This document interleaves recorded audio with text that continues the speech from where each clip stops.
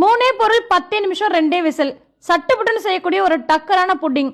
ஒரு ஸ்பூன் எடுத்து வாயில வச்சா அப்படியே கரைஞ்சே போடுங்க, அந்த அளவுக்கு சாஃப்டா இருக்கும். எப்படி செய்யறதுன்னு பார்க்கலாம் வாங்க. அஸ்ஸலாமு அலைக்கும். The recipe is simple milk pudding. ஒரு பவுல்ல 3 முட்டை உடைச்சு ஊத்திக்கோங்க.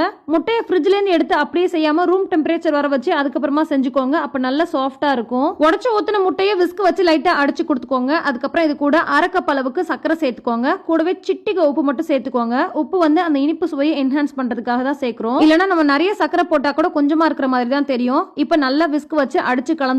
இது கூடவே கொஞ்சமா வெனிலா எசன்ஸ் அல்லது சாக்லேட் எசன்ஸ், எதுவுமே இல்லனா ஏலக்காய் பொடி கொஞ்சமா சேர்த்துக்கோங்க. இது சேர்க்கறதுனால முட்டையோட ஸ்மெல் வராம இருக்கும். இது கூடவே நல்ல திக்கான பால் 1 கப் அளவு சேர்த்துட்டு இது எல்லாத்தையுமே நல்லா மிக்ஸ் பண்ணிட்டு ஒரு பவுல்ல சேர்த்துக்கோங்க.